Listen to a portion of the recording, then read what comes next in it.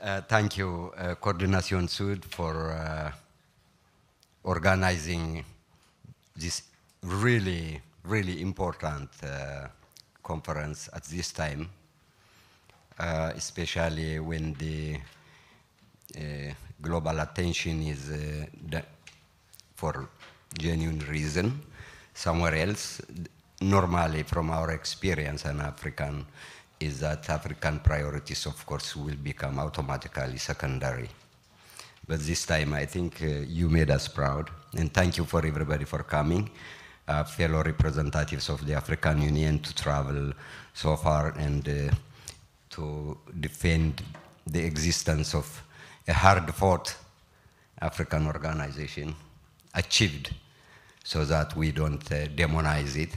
And it's a union that has its own roadmap and others. Thank you also, the director of the Diaspora Center, Angela.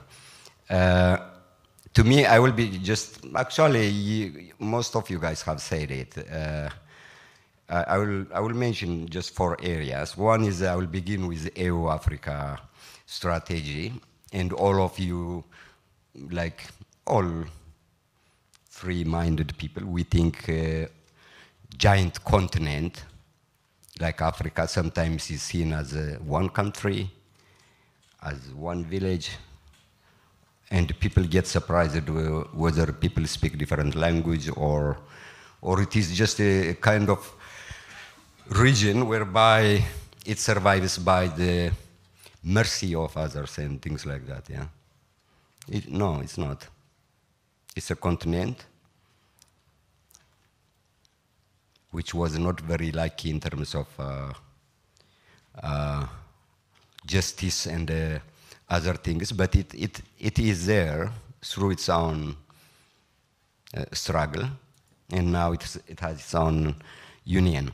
Therefore, the African EU cooperation actually started even before, or rather during the colonial time, and it has been there here and there, changing its names, the old wines, you know, packed with new bottles and other things, you know.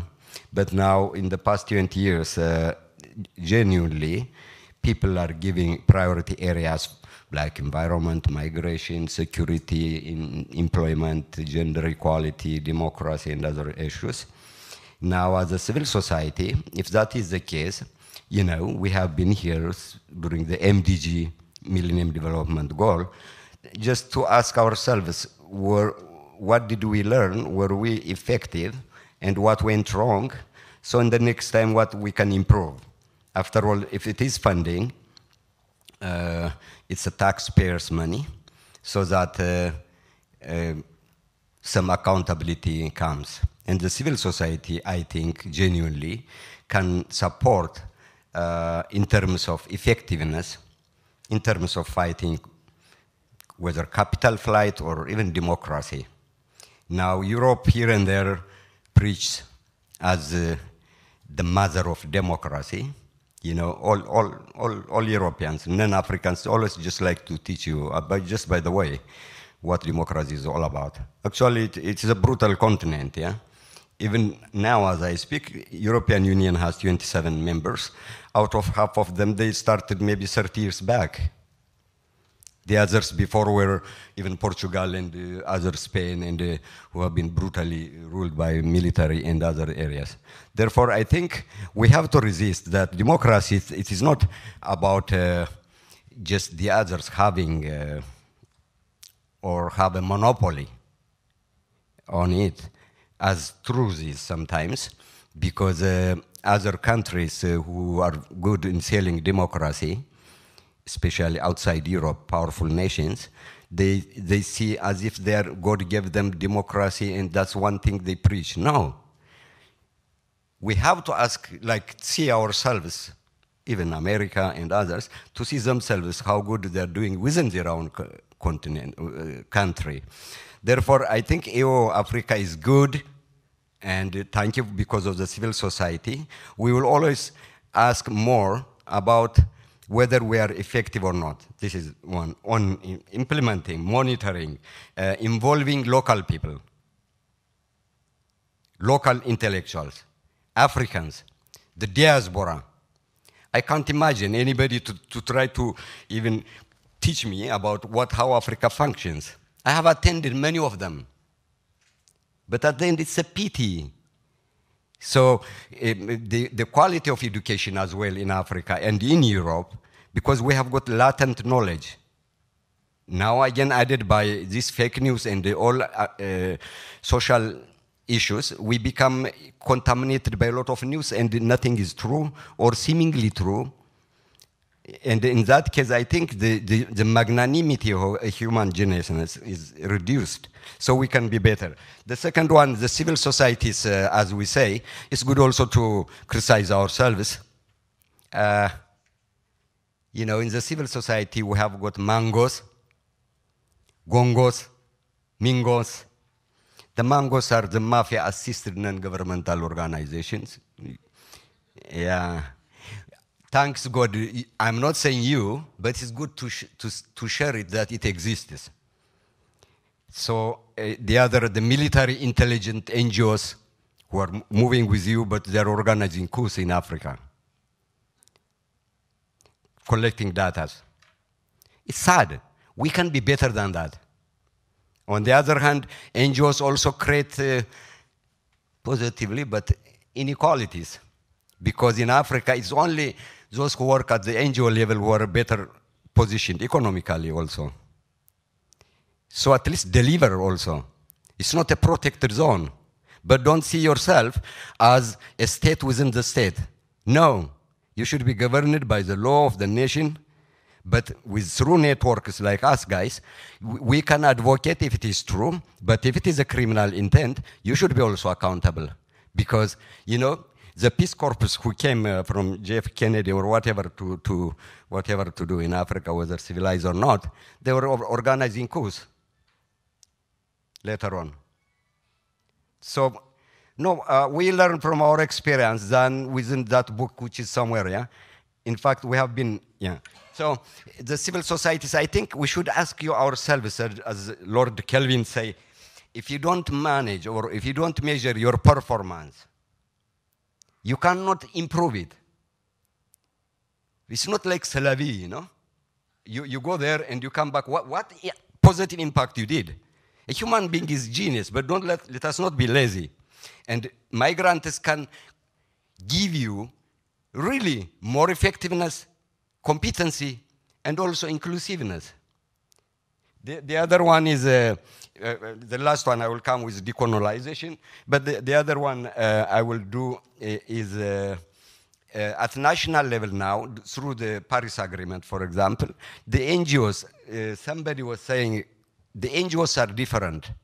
Some are environmental, some are, I don't like it, but like voluntary, caritas, and that other things. This kind of thing is, we have to be warned, as if poverty is inherited by color. No. We come from Africa, where the magnanimity of a human mind that created, like the pyramids, are still there. It's a product of Africa. No whitewashing, no nobody. But through time, we have seen others being poor, being helped. No country is so important or rich not to seek the support of other countries. Therefore, I think NGOs could support, for example, the Paris Agreement report, NDC, the nationally determined contribution. What the government gave to reduce, say, within 1 year or 2 years, in terms of environmental impact. Those things you can support, those areas. The African Union is like a European Union. It doesn't go to particular countries to come and arrest or to release somebody. But it's, it's the same thing we have here, a problem with members of the African Union. So that's the other one.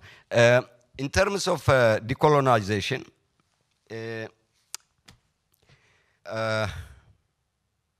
capitalism always feeds us enemies, wars. So the society is always, we are forced to listen or to contribute to war. War is always a bad thing. From an African perspective, even before the colonial time, when they divided the Africa in the good Germany, you know, there was geopolitical interest, search of stuff, geopolitical. Then later on, even after First World War, countries become, in terms of resources, in terms of geographical positions, more important than the others. The Africans didn't have time to decolonize, to assess the tragedies, the marginality they went through. From World War I, then you enter to World War II.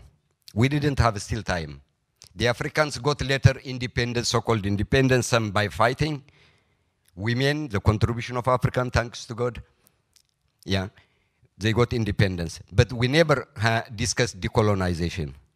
Therefore, because of that lack of time, Africa still has that institutional marginalization, because the reason I'm mentioning is whether it's equal EU Africa, because somewhere it has started as such. After Second World War, the communism, imperialism, unilateralism, all those things, they consume the global energy.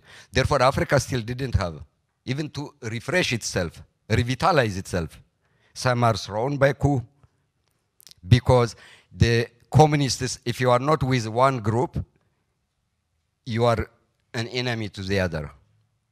And life goes on. They succeeded other countries.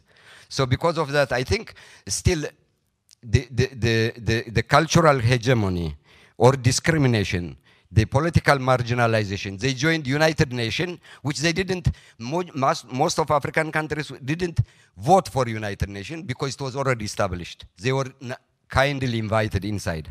And now Africa is searching, because of representativeness, 2 permanent seats like others.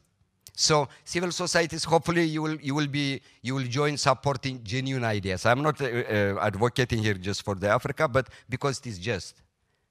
So the decolonization, because of colonization here, at this time, with so many diversity, there is still racism. How to live, how to, I don't say how to reinvent EU Africa. You don't have to reinvent it, really. It's only to be courageous enough to accept crimes and to go on.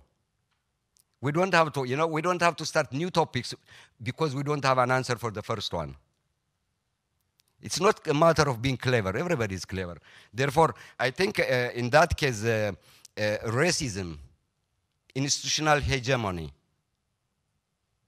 United Nations, you have superpowers, World Bank, IMF, you are economically excluded. So I think it's time. No, I'm not appealing or demanding. We will make it a better world, because you guys, you traveled so far with all ups and downs, and you survived Corona, thanks God. So the future, I don't see it pessimistic, but we will do it. We will do it. Just keep on. The other one is in Africa, the danger we will have is if it doesn't go as such. For example, now, the second Cold War started. So anybody, the other day, when there was, on one country, a vote at the United Nations, only Europeans and white countries voted against Africans when Africans rejected it. This is the second time after the peers, the German chancellors in 1886. So in the future, I think the United Nations should be better, because now many countries are independent, or if it is a gangster group, then let it be, we will call it by its name. Therefore, I think the future, is you guys and your organizations, the job you are doing, I think it's a great thing. And The last danger I want to say is artificial intelligence become a danger not only for democracy, also for diversity, whether knowingly or unknowingly, because of fake news, because of, if you check some areas today, maybe Paris, I love Paris, J'aime le Paris, I don't know what, the next 2 weeks you will get only about Paris. Why? It's not, the system is programmed in such a way, this is attention, what they call it an attention economy, because they know which area you like, yeah? By doing so, you are reading just unnecessary things. And the same thing happens in terms of racism or populism. So time has gone whereby a color-based discrimination, you know, we have been there when the lords were there, were an African. And I think that kind of democracy through unaccountable programs, even at Facebook, I think by creating fake news, decision makers are challenged to do an evidence-based decision making. Therefore, it's up to us to fight it. Thank you very much. Merci beaucoup. I apologize. Thank you for sharing your views. Thank you very